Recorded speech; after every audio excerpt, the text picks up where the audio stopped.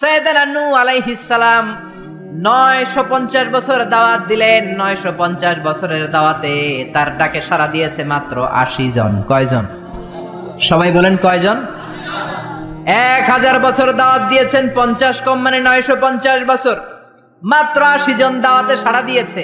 এজন্য আপনার দাওয়াতে কয়জন সাড়া দিল এটা আসল বিষয় না। আমার মাহফিলে কত হাজার লোক হলো সেটা আমার দেখার বিষয় না। আমি আমার দাওয়াতটা ইখলাসের সাথে পৌঁছে দিতে পারলাম কিনা সেটাই দেখার বিষয়। চিল্লায় বলেন ঠিক কিনা?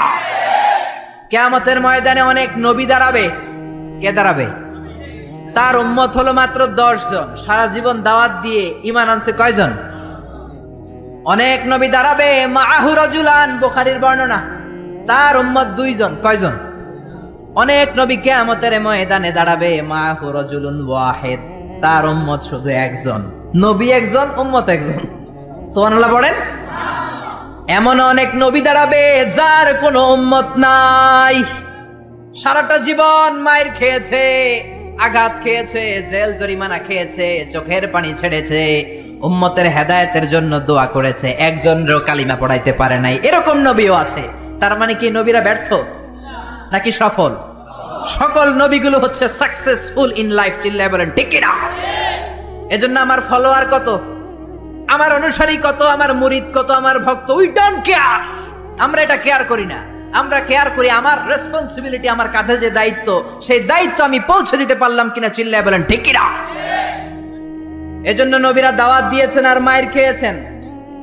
সাইয়েদানা নূহ আলাইহিস সালাম বললেন, রব্বি ইন্নী দাআউতু কওমি লাইলা ওয়া নাহারা, ও রব আমি দিন রাত খালি দাওয়াত দিছি, ফালাম ইয়াজিদহুম দুআই ইল্লা ফিরারা, যখন দাওয়াত দিতে যেতাম আমার উম্মতেরা ভেগে ভেগে যেত।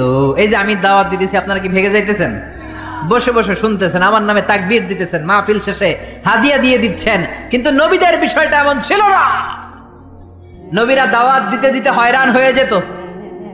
সাইয়েদানা নূহ এমন কোন ধরনের শাস্তি নাই যে শাস্তি দেয়া হয় নাই। পৃথিবীর সবচাইতে সেরা লোক, এই নবীরে ধরে ধরে পিটানো হতো, কুকুর দিয়ে লেলিয়ে দেয়া হতো, বেহুশ হয়ে গেলে মারা গিয়েছে ভেবে কাঁথা দিয়ে পেঁচিয়ে পাহাড়ের উপর রেখে আসা হতো। কিন্তু সাইয়েদানা নূহ আবার হুশ ফেরার পরে কালেমার দাওয়াত নিয়ে চলে এসেছে, ঠিক কিনা? তারপরেও মায়ের আসরা নাই।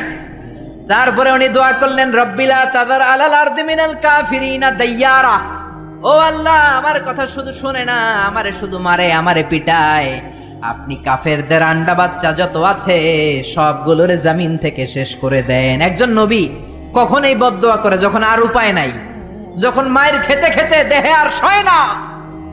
উনি আল্লাহরে বললেন, আল্লাহ শেষ করে দেন। আল্লাহ বললেন, তো নৌকা বানাও। কি বানাও? বিশাল কিস্তি বানানো হলো। 80 জন উম্মত নিয়ে নৌকায় উঠলেন। ছেলেরে বললেন, আমার কলিজার টুকরা নৌকায় ওঠো।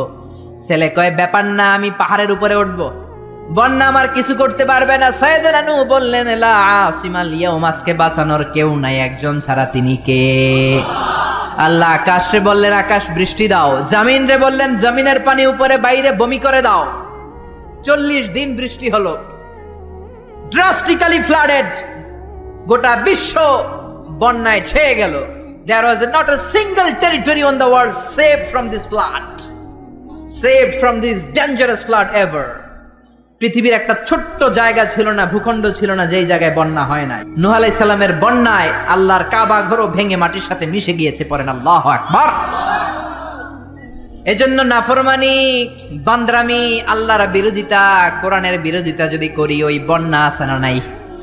মাঝে মাঝে আল্লাহ একটু বন্যা দিয়ে আমাদেরকে চেক করে, আমাদেরকে রিমাইন্ডার দেয় যে আল্লাহ 3 দিন লাগাতার বন্যা দিলেন, ও আল্লাহ কি 30 দিন বন্যা দিতে পারে না? যে আল্লাহ 2 সেকেন্ডে রিখটার স্কেলে 5 মাত্রার ভূমিকম্প দিয়ে বাংলাদেশ নাড়াইয়ে দিলেন, 3 মাত্রার ভূমিকম্প দিয়ে, সে আল্লাহ কি 8 মাত্রার ভূমিকম্প দিতে পারে না? যে আল্লাহ নেপালকে একটা ধাক্কা দিয়ে জমিনের সাথে মিশিয়ে দিলেন, সে আল্লাহ কি বাংলাদেশকে মিলাইয়ে দিতে পারে না? এজন্য ইবাদত করতে হবে একজনের, তিনি কে? মসজিদমুখী হওয়ার দরকার আছে না নাই? নামাজমুখী হওয়ার দরকার আছে না নাই?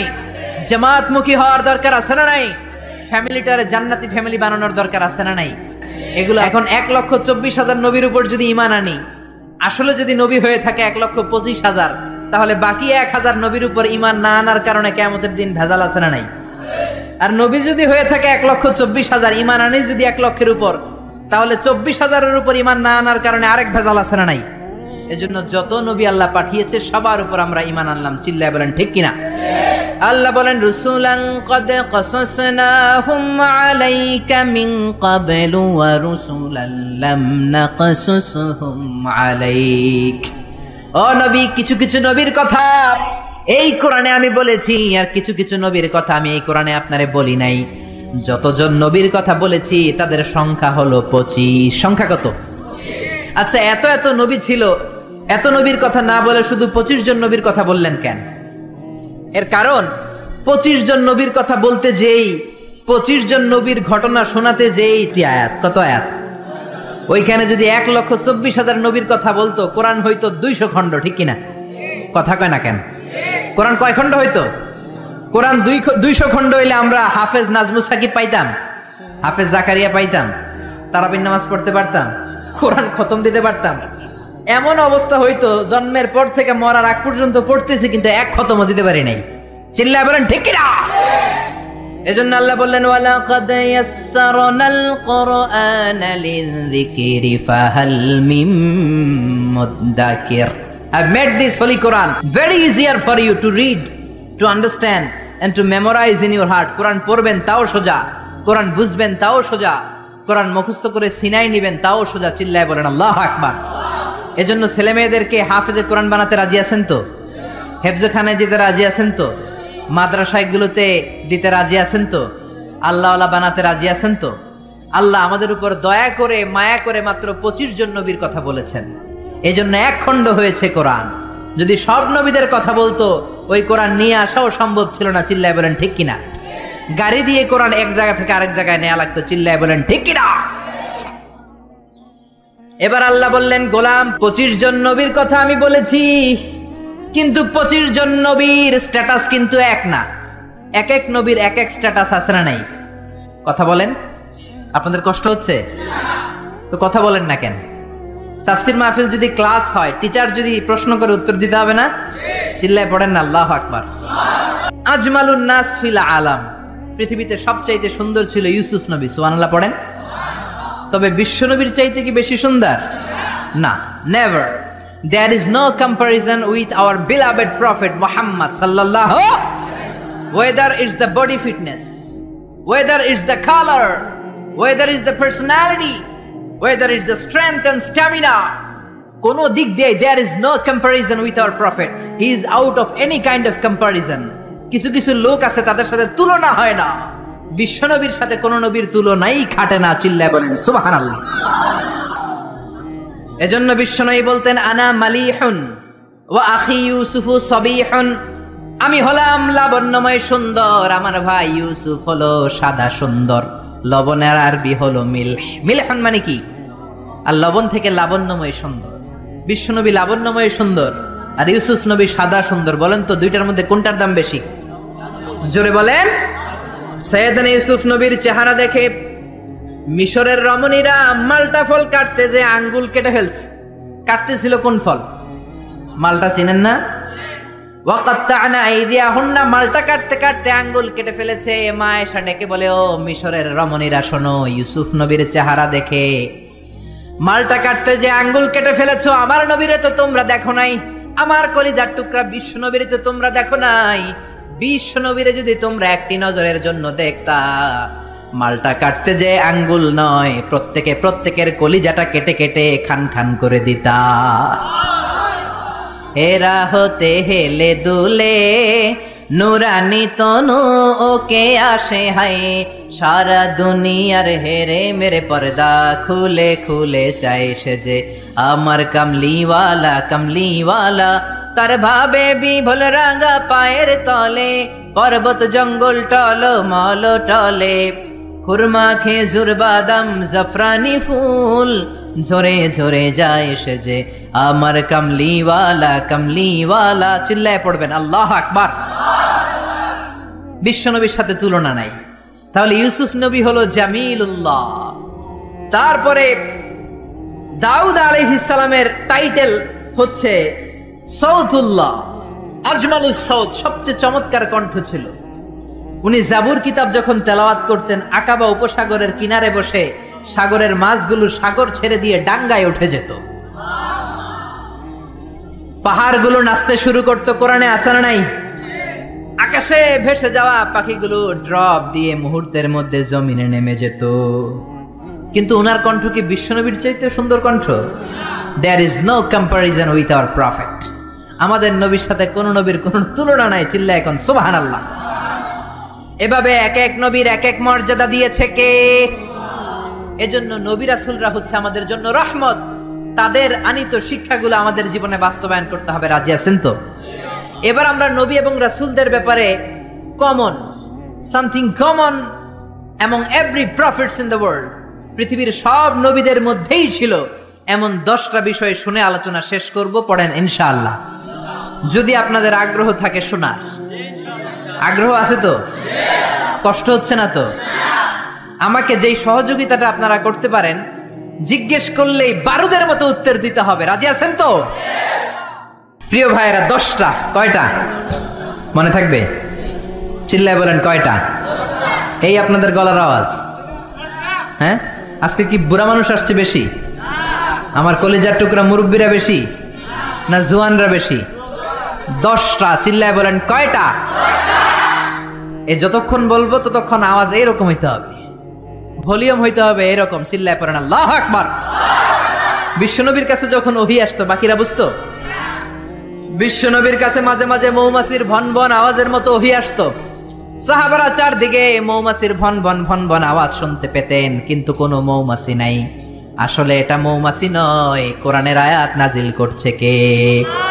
তার মানে যে পাঠায় সে জানে, আর যার কাছে আসে সে জানে, আশেপাশের কেউ জানে না। সব নবীকে আল্লাহ ওহী দিয়েছেন, ওহী ছাড়া কেউ নবী হতে পারে। এজন্য আল্লাহ বলেন ইন্না আওহাইনা ইলাইকা কামা আওহাইনা ইলা নূহিন ওয়ান নাবিয়িনা মিন বাদি। ও নবী, আমি আপনার কাছে ওহী দিয়েছি যেমনটি আমি ওহী দিয়েছি সাইয়েদনা নূহ আলাইহিস সালামের কাছে, যেমনটি আমি ওহী দিয়েছি সব নবীদের কাছে। ঠিক কি না? সবার কাছে ওহী দিয়েছে কে? ওহী ছাড়া নবী হতে পারে? ওহী হচ্ছে গোপন বার্তা। সব নবীর কাছে এই গোপন বার্তা আসতো। সব নবীদের কথা একরকম ছিল, কোন নবীর কথার সাথে কোন নবীর কথার কোনো ব্যামিল ছিল না। ঠিক কিনা? আমাদের এক পীর সাহেব এক ধরনের সবক দেয়, আরেক পীর সাহেবের কাছে গেলে দেখবেন সবকটা আরেক ভাবে দেয়। আছে না নাই? এক দলের কাছে গেলে এক স্লোগান দেয়, আরেক দলের কাছে গেলে আরেক স্লোগান দেয়। আছে না নাই? কিন্তু নবীদের কথাই কি ভিন্নতা ছিল? কোন নবী বলেছেন আল্লাহ একজন, আরেক নবী এসে বলেছেন না আল্লাহ দুজনও হতে পারে। এমন কি হয়েছে?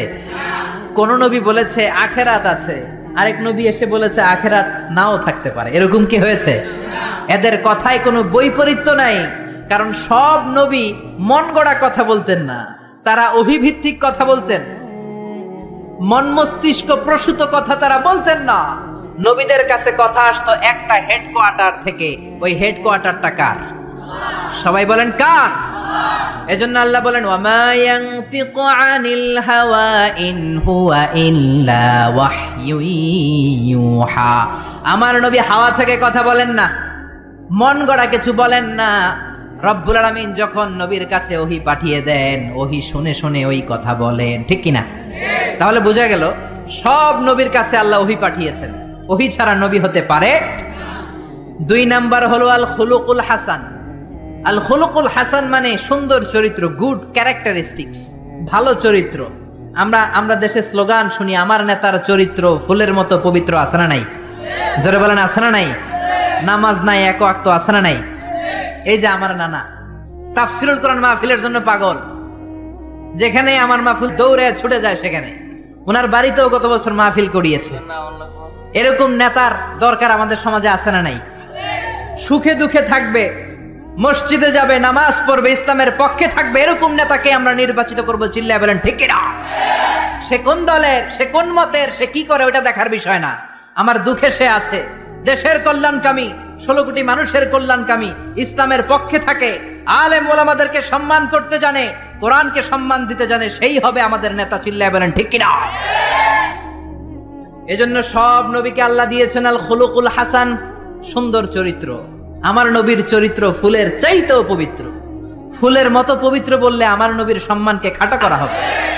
আমার বন্ধুদের সাথে যেমন আচরণ করতেন, বিবির সাথে তেমন আচরণ করতেন, কর্মচারীদের সাথে তেমন আচরণ করতেন, জিহাদের ময়দানেও তেমন আচরণ করতেন। জোরে বলেন ঠিক কিনা? বিশ্বনবীর বিচার ছিল ইনসাফপূর্ণ বিচার। বিশ্বনবীর আচরণ ছিল মানবতার জন্য শান্তির আচরণ, শান্তির পয়গাম।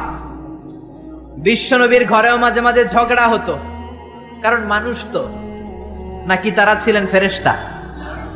বিশ্বনবীর 11 জন বউ ছিল, কয়জন? জোরে বলেন, আরো জোরে। 2 জন ছিল দাসী। মাঝে মাঝে বিবিদের মধ্যে ঝগড়া হতো, বিশ্বনবী ইনসাফপূর্ণ বিচার করে মিটিয়ে দিতেন।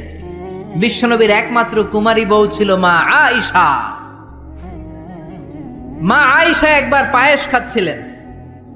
বিশ্বনবীর আরেক বউ নাম হচ্ছে সাফিয়া, তার ঘরে ঢুকে কথা প্রসঙ্গে ঝগড়া বাঁধিয়ে ফেললেন।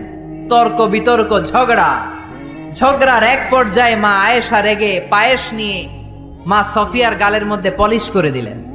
কি করে দিলেন? রাগের মাথায়। তারা মানুষ ছিলেন। সাফিয়া কান্না শুরু করে দিলেন। বিশ্বনবীর কাছে যেয়ে বললেন, ইয়া রাসূলুল্লাহ, ইয়া হাবিবাল্লাহ, দেখেন আপনার কুমারী বউ কি করেছে, কি করেছে। এই যে গালের দিকে তাকান, তাইলেই বুঝবেন কি করছে। কি করেছে? পলিশ করে দিয়েছে। বেশি আদর করেন তারে, একমাত্র কুমারী বউ লাইপে মাথায় উঠছে। এবার বিচার করেন। বিশ্বনবীর বিচারের পদ্ধতি হলো বাদী বিবাদী 2 জনের কথা শুনে তারপরে রায়। এই পন্থায় যারা বিচার করবে সেই বিচারেই ইনসাফ থাকবে। আপনি এক পক্ষের কথা শুনে আরেক পক্ষের বিরুদ্ধে জেল জরিমানা, ফাঁসি দিয়ে দিলেন, এটা সঠিক ইনসাফপূর্ণ বিচার নয়। চিল্লা এখন ঠিক কিনা? এরকম বিচার বাংলার জমিনে আছে না নাই? বিচার আসছে, কিছু ঘুষ দিছে, তার পক্ষে রায়। যে ঘুষ দিতে পারে নাই তার বিপক্ষে রায়, ঠিক কিনা? যে ঘুষ দিয়েছে তার সাক্ষীকে আসার সুযোগ দিয়েছে, যে ঘুষ দিতে পারে নাই তার সাক্ষীকে আদালতে আসতেই দেয়া হয় নাই। চিল্লা এখন ঠিক কিনা? দুনিয়াতে বিচার হয় নাই, কিন্তু আখিরাতে বিচার আছে না নাই? গ্রামের সালিশি বিচার, সামাজিক বিচার, সুপ্রিম কোর্টের বিচার, রাষ্ট্রীয় বিচার, এই সবগুলোর বিচার একদিন হবে। চিল্লায় বলেন ঠিক কিনা? সব বিচারের আসল বিচার একদিন হবে কিয়ামতের ময়দানে। সেদিন হবে ফাইনাল খেলা। কোন খেলা? জোরে বলেন, কোন খেলা? দুনিয়াতে যেমনি ফাইনাল খেলাতে গ্যালারি ভর্তি দর্শক, সেদিনের ফাইনাল খেলায় গোটা বিশ্বের সব নবী আর তার উম্মত সহ থাকবে সেদিনকার দর্শক। চিল্লায় বলেন ঠিক কিনা? বিশ্বনবী বললেন, সাফিয়া, তোমার কথা শুনলাম, এবার আয়েশার কথা শোনার দরকার আছে না নাই? আয়েশারে ডাকো। আয়েশারে বললেন, আয়েশা, সাফিয়া এমন এমন বলেছে, আসলে তুমি এমন এমন করেছো নাকি বলো। আয়েশা বললেন, ইয়া রাসূলুল্লাহ, আসলে আমি এমন করেছি। যখন আমি এমনটা করেছি আমার মেজাজ গরম ছিল, পরে আমি বুঝতে পারলাম কাজটা করা ঠিক হয় নাই, তার গালে পায়েস মাখা ঠিক হয় নাই, আমি ভুল করেছি, ইয়া রাসূলুল্লাহ আমারে ক্ষমা করে দেন। এবার বিশ্বনবী 2 জনের কথাই শুনলেন, ঠিক কিনা? নাকি একজনের কথা শুনেই রায়? কয়জনের কথা? বাদী বিবাদী 2 জন সামনে আছে না নাই? এখন রায় দিলে এই রায়ে খুশি হবে কে? আরো জোরে বলেন, কে? বিশ্বনবী বললেন, আমার রায় হলো কিসাস। আমার রায় কি?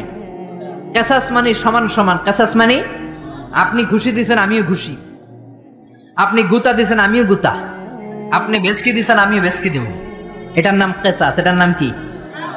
বিশ্বনবী বললেন, আমার বিচার হলো কিসাস। ও আয়েশা, তুমি যেমনি সাফিয়ার গালের মধ্যে পায়েস দিয়ে পালিশ করেছো, সফিয়াও পায়েস নিয়ে আয়েশার গালের মধ্যে পলিশ করে দাও। সুবহানাল্লাহ, কি সুন্দর বিচার। সাফিয়াও পায়েস নিয়ে আয়েশার গালের মধ্যে পলিশ করে দিল। সফিয়াও হেসে দিল, আয়েশাও হেসে দিল, বিশ্বনবীও হেসে দিলেন। আরশের উপর থেকে খুশি হয়ে গেলেন কে? এজন্য সব নবীকে আল্লাহ দিয়েছে আল খুলুকুল হাসান, উত্তম চরিত্র। সকল নবীর চরিত্র ফুলের চাইতেও। 3 নাম্বার হলো তাওহীদ। সব নবী তৌহিদের দাওয়াত দিয়েছে। কিসের দাওয়াত? তৌহিদেরই মুর্শিদ আমার মুহাম্মাদের নাম বলো, মুহাম্মাদের নাম। আল্লাহর নাম জপলে বুঝতে পারি আল্লাহরই কালাম বলো, মুহাম্মাদের নাম। সুবহানাল্লাহ পড়েন। এজন্য রব্বুল আলামিন বলেন, সব নবীর একটা কমন দাওয়াত ছিল, সেটা হচ্ছে তাওহীদের দাওয়াত। সব নবীরা বলেছেন ইয়া কওমি ইবুদুল্লাহা মা লাকুম মিন ইলাহিন গায়রু, ও আমার কওমের লোকেরা আল্লাহ ছাড়া কারো ইবাদত করো না। কি হলো তোমাদের? ইবাদত করলে করতে হবে একজনের, তিনি কে? ডাকতে হলে ডাকতে হবে একজনকে, তিনি কে? একদল আছে আল্লাহর কাছেও চায়, মসজিদেও যায়, দরগায়ও যায়, দুর্গায়ও যায়, আছে না নাই? এত জায়গায় যাওয়া যাবে না, এত জায়গায় কপাল ঠেকানো যাবে না। কপাল ঠেকাতে হবে একজনের কাছে, তিনি কে? এজন্য খবরদার, চাইতে হবে একজনের কাছে। মাজারে যে চাওয়া যাবে না, মরা লাশের সামনে দাঁড়িয়ে চাওয়া যাবে না, চাইতে হবে আল্লাহর কাছে। কেউ যেটা পারে না সেটা পারে কে? এজন্য হাদিসে যেটা আল্লাহ বলেন, আমার কোন বান্দা যদি কিয়ামতের কঠিন ময়দানে পাহাড় পরিমাণ গুনাহ নিয়ে, সাগরের জলরাশি পরিমাণ গুনাহ নিয়ে হাজির হয়ে যায়, আর ওই গুনার মধ্যে যদি শিরকের গুনাহ না থাকে, আমি আমার বান্দার কাছে পাহাড় পরিমাণ ক্ষমা নিয়ে হাজির হয়ে যাব। এজন্য শিরক করা যাবে না, ডাকতে হবে একজনকে, তিনি কে? সব সময় আল্লাহর কাছে চাইব। পরীক্ষায় সফল হতে চান, চাইবেন কার কাছে?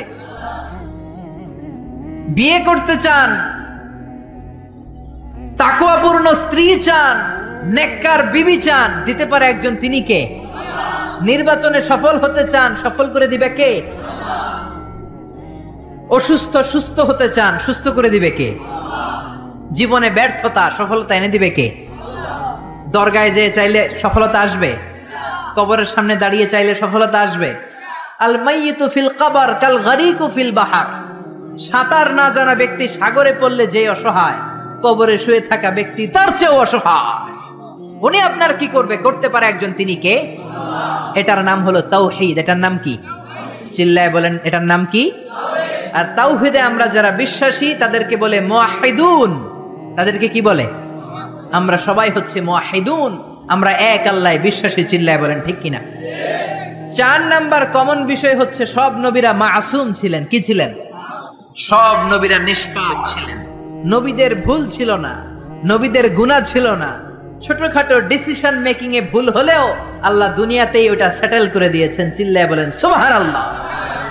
সাইয়েদনা আদমকে আল্লাহ বললেন ওই গাছের কাছে যেও না, শয়তানের ধোঁকায় পড়ে গেলেন, আল্লাহ দুনিয়ায় পাঠিয়ে দিলেন। বছরের পর বছর কাঁদলেন, আর রব্বুল আলামিনের কাছে দোয়া করলেন। সবাই পড়েন, রব্বানা যালামনা আনফুসানা ওয়া ইল্লাম তাগফির লানা ওয়া তারহামনা লানাকুনান্না মিনাল খাসিরিন। আল্লাহ, আমি গুনাহ করেছি, অপরাধ করেছি, অন্যায় করেছি, জুলুম করেছি। তুমি যদি গুনাহ ক্ষমা করে না দাও, কেউ গুনাহ ক্ষমা করার মতো নাই। ঠিক কিনা? আল্লাহর ক্ষমার দরবার যে কত বিশাল আমাদের ধারণাই নাই, আপনি কল্পনাও করতে পারবেন না। You can't imagine. আল্লাহর রহমতের দরিয়া যে কত বড়। আপনি কত গুনাহ করছেন, অন্যায় করছেন, নামাজ ছেড়েছেন, মারে বকেছেন, জুলুম করেছেন, যত পাপই করেন, আল্লাহর রহমতের দরিয়া আপনার পাপের চাইতেও বড়। ঠিক কিনা? আপনার পাপ যদি হয় খালের পানির সমান, আল্লাহর দয়া সাগরের পানির সমান। আপনার গুনাহ যদি হয় পাহাড়ের সমান, আল্লাহর দয়া আকাশের সমান। চিল্লায় বলেন ঠিক কিনা?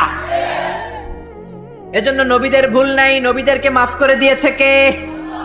4টা গেল, মোট 10টা বলবো। 10টা বলেই আলোচনা শেষ, কোনো ওঠা বসা নাই, মনোযোগ দিয়ে শোনেন। 5 নম্বরে হলো মুজিজা। সব নবীকে মুজিজা দিয়েছে কে? আপেল দিয়েছে কে? আমরা খাওয়ার জন্য? মাশাআল্লাহ, অনেকক্ষণ ওয়েট করতেছে। মাশাআল্লাহ। জান্নাতে এই ফাকিহা দেয়া হবে। ফাকিহা, ফাকিহা মানে কি? ফল। তো এই ফল পেয়ে জান্নাতীরা বলবে, আল্লাহ, হুজুরদের কাছে তাফসির মাহফিলে এত ওয়াজ শুনলাম, এইটা দিবা, সেইটা দিবা, ফল দিবা, তো আপেল দিছো কেন? আপেল তো আমরা মাদাইয়া বাজার থেকে কিনে কিনে কত খাইছি, আপেল দিছো কেন? ওয়া উতুবিহি মুতাশাবিহা, দুনিয়াতে যে আপেল খাইছি ওরকমই তো লাগে। আল্লাহ বলেন, না, এটা ওই আপেল না। দুনিয়ার আপেল খেতে হলে কাটতে হয়, পানিতে ধুইতে হয়, তারপরে চাবাইতে হয়, খোসা ছিলতে হয়, তারপরে খেতে হয়, এবং সুস্থ থেকে হজম করতে হয়। কোন ঠিক কিনা? জান্নাতের এগুলো একটাও নাই। দুনিয়ার আপেল খাওয়ার সময় বোটা ফেলে দাও, জান্নাতের বোটা ফেলা দরকার নাই। জান্নাতের আপেলের বোটায় কামড় দিয়ে দেখো, মিষ্টির চোটে বেহুশ হয়ে যাবা। জান্নাতের ফলের বিচি ফেলা লাগে না, জান্নাতের ফলের খোসা ফেলা লাগে না, খোসা সহ খাবা।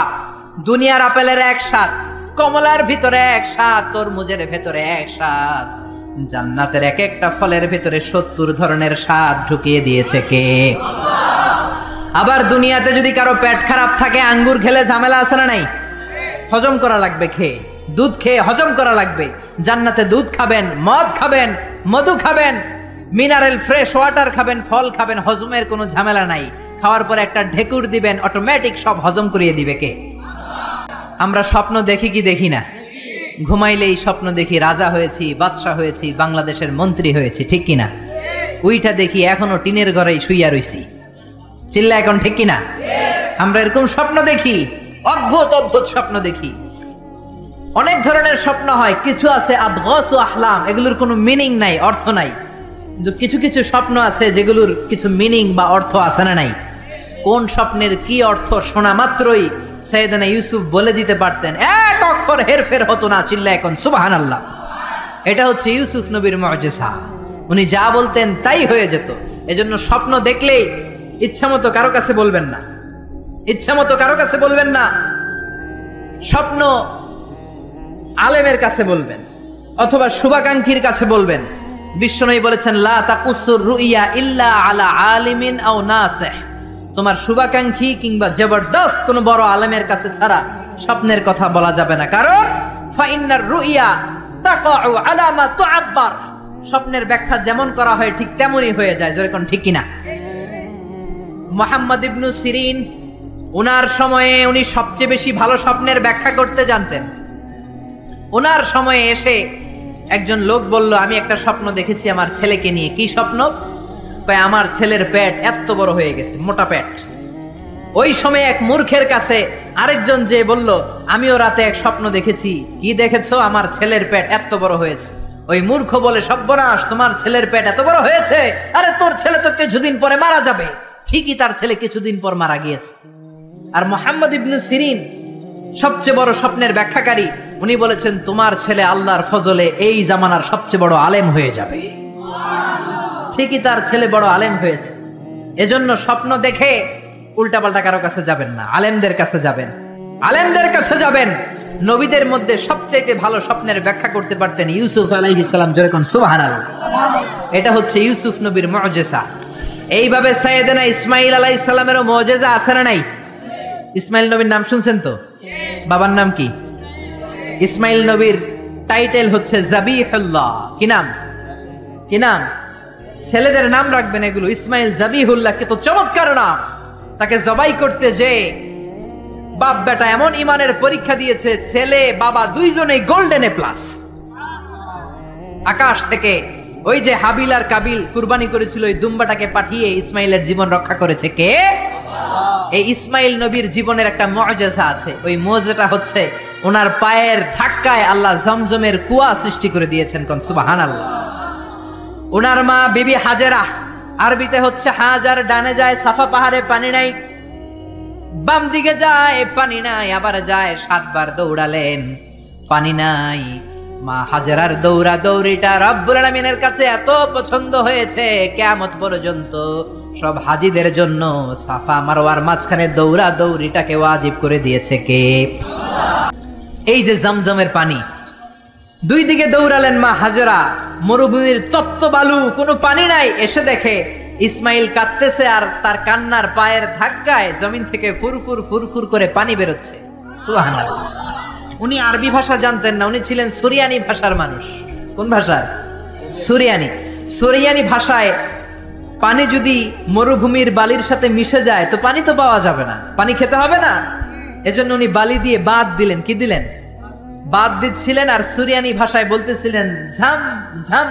ঝাম মানে হচ্ছে কেফ কেফ, থাম থাম, পানি চলে যাস না, পানি তুই থাম।